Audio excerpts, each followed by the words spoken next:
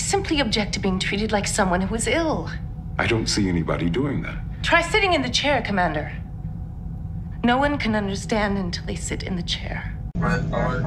Red alert. This is going to be somewhat a touchy, if not controversial topic, so let me be succinct with disclaimers and then we can all continue. Star Trek is about looking at a better future for humanity, even when they are in their darkest of times. This means that we observe the entirety of the human condition. If Trek didn't want a wider discussion about physical and mental disabilities, then they shouldn't have included it. You make a show that explores the boundaries of humanity, then you're going to have all aspects of that analyzed. Also, we know that while Starfleet seemingly has the best technology, they have engineers that can turn rocks into replicators and the best of medical practices. They obviously can't heal some of the diseases that they interact with. We do see people in wheelchairs, some people are blind, and there are encounters with those who are neurodivergent, and more. So I don't think the argument that, well, their tech would fix it holds any water. Lastly, to my knowledge, I'm not handicapped, though I have been called quote-unquote neurodivergent. That said, I don't claim to know or have had the lived experiences of those with disabilities. So if the fact that someone like me is going to discuss this topic is going to anger you, or you're just looking for a fight, this probably isn't the video for you. With all of that out of the way, let's just get into it. I'm sorry if I seem overly sensitive, but I'm used to being shut out of the Melora problem.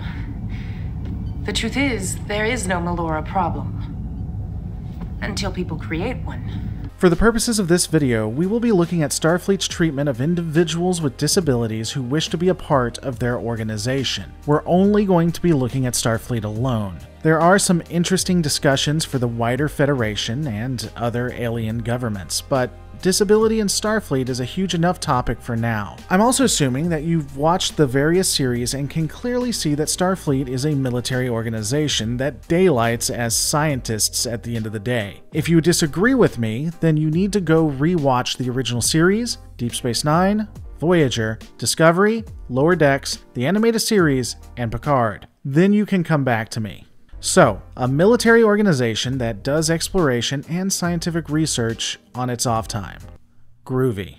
It is important to remember that humans and governments of the Trek universe are nothing like what we have today. The species of Trek are both more open and accepting of others than we ever have been.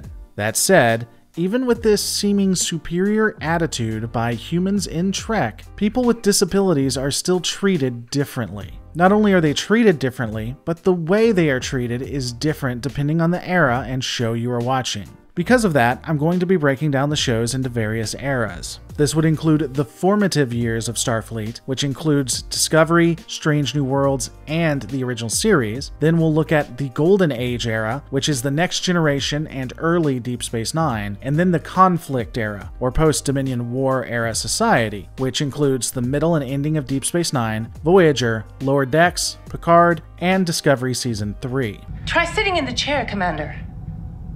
No one can understand until they sit in the chair. While I feel it may not need to be said, let me clarify. When I speak of persons with disabilities, I am obviously talking about those who are not extreme cases. This would include, but isn't limited to, a person with complete paralysis, or someone who can't function at all in society, and or any other maladies you could think up that would make service impossible. I'm sure we could come up with arguments for special cases, but for now we're dealing with the less extremes. Feel free to make a video yourself on those topics, and if it's good, I'll promote it. Moving along. Hey guys, I need your help. As you know, taking time to research these topics, record, edit the videos, find the footage, and much more is a larger task than you might realize. YouTube doesn't exactly make it easy for entertainers to keep making the content you love. Keeping food on the table is a pretty important thing to me. So if you like what you're watching now and you want to help out, please consider hitting that join button right below this video to become a YouTube member, or going to patreon.com/lorereloaded and becoming a patron there. I've started releasing merchandise that will hopefully go to both members and patrons, so definitely check it out. Again, if just 1/3 of the people who watch these videos gave me $1, I'd never have to worry about YouTube advertising again. Patreon.com/lorereloaded or the join button below. Thanks for the consideration. In the formative years, we observe a Starfleet that was, apparently, decently accepting of persons with disabilities. However, conflicts may have impacted this policy at various points within the era. We know that both on the USS Discovery as well as the USS Enterprise, the one under Pike, not Kirk, there would be several officers that would be termed to have disabilities, at least by our standards. This includes, but isn't limited to, an officer in a wheelchair on the Discovery, as well as a blind officer and a hero of the Federation with dyslexia on the Enterprise. My mother said he had a condition called latoctori as a child. I've heard the term. It's a spatial and order dysphagia, much like dyslexia. As I've discussed, Starfleet has had two distinct functions. The first, and what the Federation claims is their primary goal, is that of exploration and scientific research. The other is being a military arm. As a science outfit, the requirements for personnel would seemingly be a lot laxer. Irregardless of most physical ailments, the ability to conduct scientific research is generally far less arduous than other occupations. The problem becomes when the ship is engaged in combat or has some type of emergency. That said, to be honest, I could really see the conceit of Starfleet and the Admiralty assuming that the Federation's starships wouldn't engage in combat all that much, so they think it's a minor purview or concern. They really wouldn't worry about accommodations because these scenarios would be far and in between. But that feels a little bit unfair. We are talking about the original series Federation, the original series Starfleet, so let's assume that they aren't next generation stupid. And don't worry, we'll get to those mockers of the disabled very shortly. Focusing in on the formative era, it's been established that almost anyone who wants to serve can, and we're going to presume that it's all understood that combat is a possibility. Even with the threat of an emergency or a fight, that doesn't mean that disabled persons aren't able to serve. Again, someone could be a science officer, a tactical officer, command, or most anything else they wanted. The issue really only comes up during combat or again, just some extreme emergency that would cause the ship to rock back and forth or something like that to happen.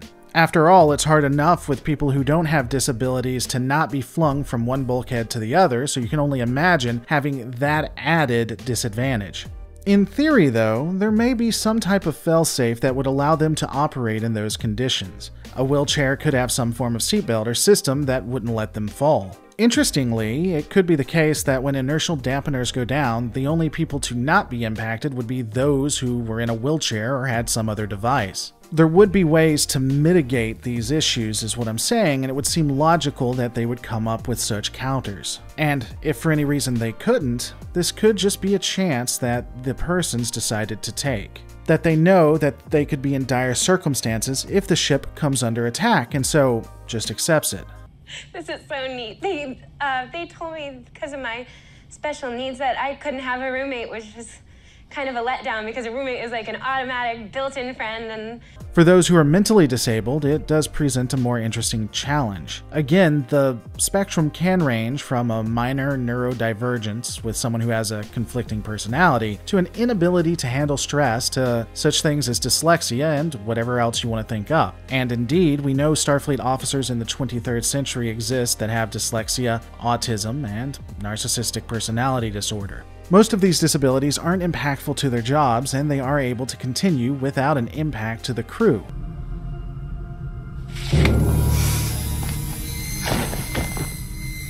I'm sorry. Well, most. So allowing those in with the necessary therapy and medical assistant doesn't seem out of line. Hell, it seems downright progressive. And I do think it's reasonable that Starfleet Medical would know what the extremes are or boundaries are for people who are neurodivergent, that they would try to place a person in a role that they would be able to handle. The age of the 23rd century, the formative years, would be open to allowing those with disabilities to proudly serve as a part of Starfleet. Ironically, this would be at the same time that Starfleet would have a lot of strife, with multiple wars. They would see the near destruction of the Federation and have to rebuild it. The 23rd century, at least early to mid, would definitively be bloody, and during those times, there would still be such diversity to allow all in. Unfortunately, all of this blood would lead to an unequal period of peace, at least in comparison to the previous era, and that would be very, very bad. Broccoli makes me nervous, Captain. He makes everybody nervous. Broccoli. Young Mr. Crusher started that. I guess it's caught on. Let's just get that uncaught, shall we? The Golden Age is defined as the era between the ending of the original series and into Season 3 of The Next Generation. This is a time of extreme expansion by Starfleet. It was a scientific and artistic renaissance for the members of the United Federation of Planets. The era would be so prosperous that the captain and executive officer of the flagship of Starfleet would not consider combat to be a major aspect of their jobs. Unfortunately, as peace eternal, well, peace eternal according to the Federation Ministry of Truth at least, reigned, so would a certain attitude of human superiority. Humans would be the worst with this attitude, but most all races in the Federation considered themselves to have reached the pinnacle of what they could achieve. This would come with the thought that other governments and other species were not as evolved. Such races included, but isn't limited to, the Ferengi, Romulans, and even Klingons. Now, this may be the most difficult, exhausting experience of your life, and the most exciting challenge. Expect the unexpected. However, there would also be a requirement internally that all Starfleet officers have to be the pinnacle of their species, both physically and mentally. In fact, we even see where, initially, the Federation was looking into gene manipulation, or at least tacitly exploring it. Children?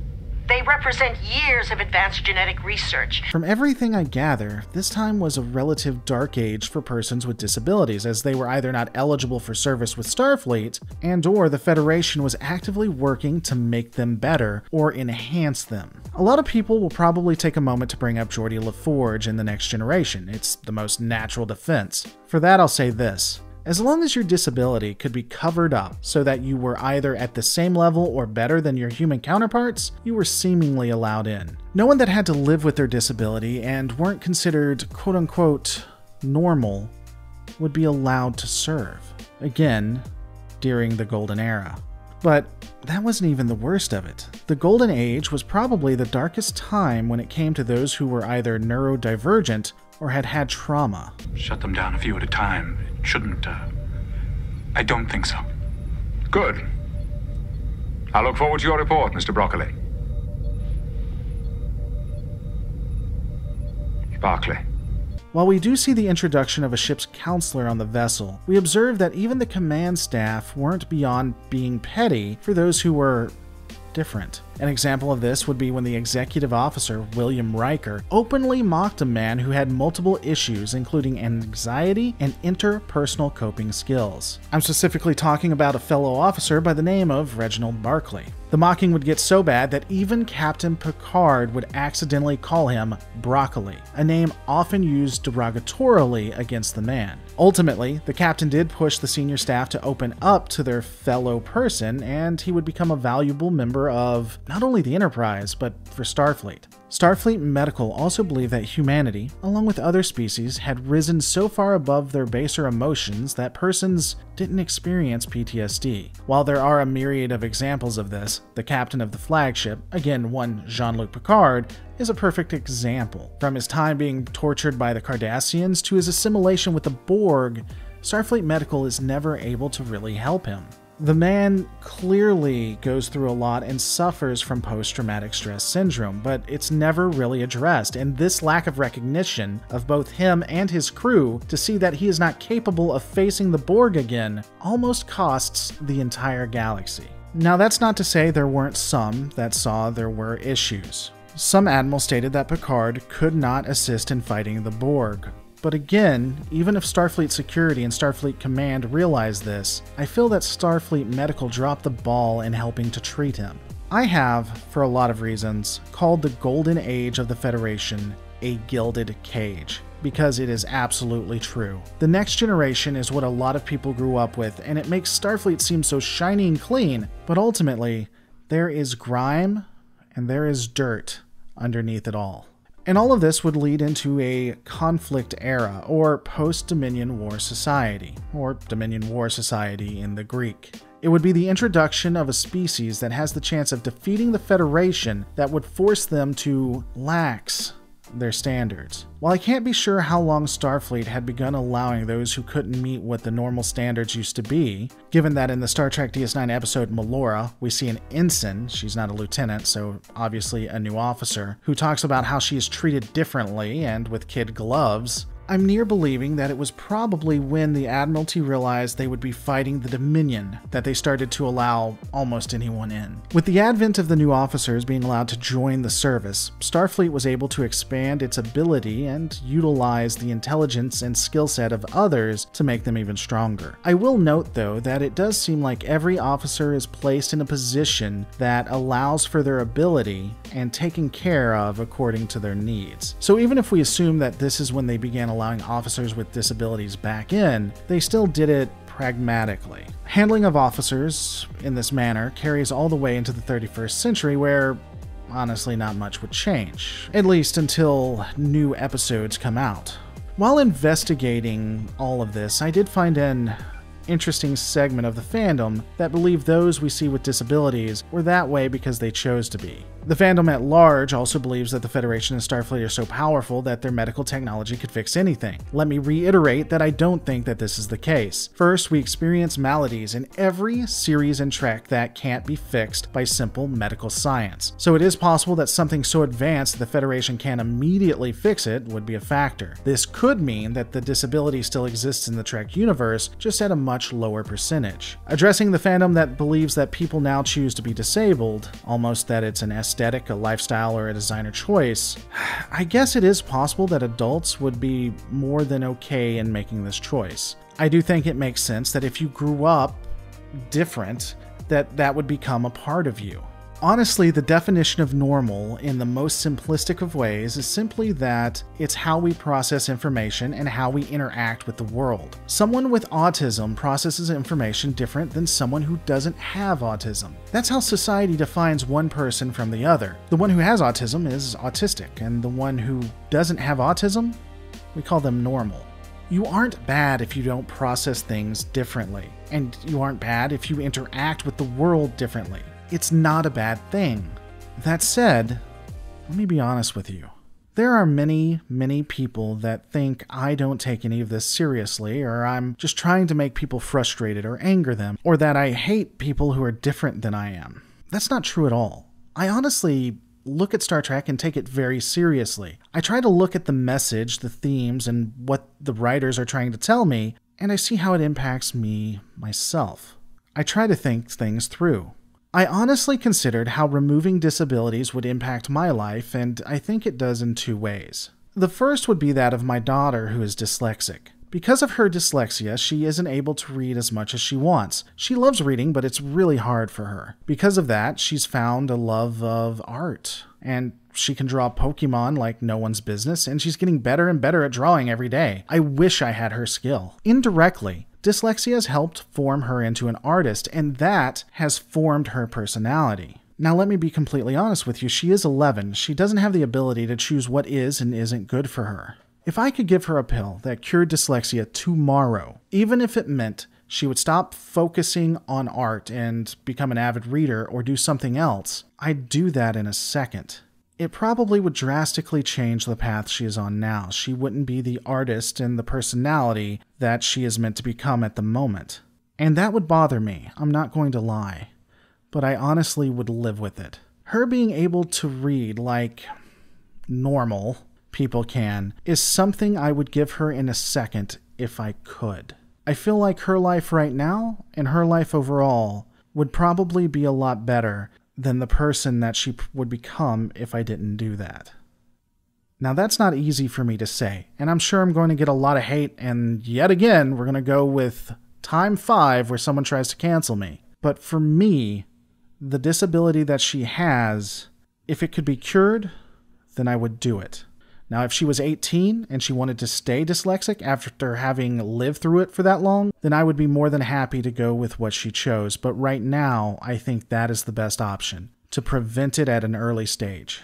But let's make this a little more personal too. I've been called neurodivergent, and I think that rings true to a degree. I really don't like hypocrisy, and I can't really pick a side to stay on because every side, when it comes to politics, this fandom, or anything else, is almost like a cult, and it is frustrating.